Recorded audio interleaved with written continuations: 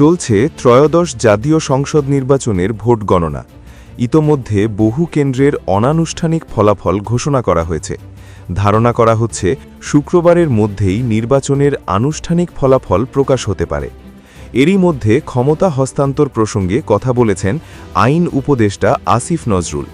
বৃহস্পতিবার রাজধানীর Siddheshwari girls college কেন্দ্রে ভোট প্রদান শেষে তিনি সাংবাদিকদের জানান, সর্বোচ্চ 14 ফেব্রুয়ারির মধ্যে ত্রয়োদশ জাতীয় সংসদ নির্বাচনের ফলাফলের গেজেট প্রকাশ করা হবে।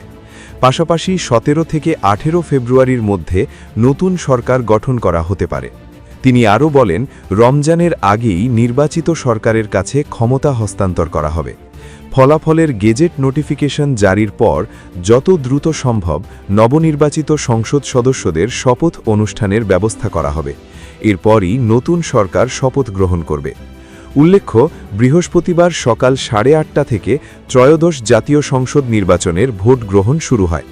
সকাল থেকেই দেশ জুড়ে উৎসবমুখর পরিবেশে ভোট গ্রহণ চলে। বিকেল 4:30টায় ভোট গ্রহণ শেষ হওয়ার পরপরই শুরু হয় ভোট গণনা। এখন পর্যন্ত অনানুষ্ঠানিকভাবে 289টি আসনের ফলাফল পাওয়া গেছে। এর মধ্যে 204 আসনে বিজয়ী হয়েছে বিএনপি, 66টি আসনে এগিয়ে রয়েছে জামায়াতে ইসলামী এবং জাতীয় নাগরিক পার্টি 5টি আসন নিশ্চিত করেছে।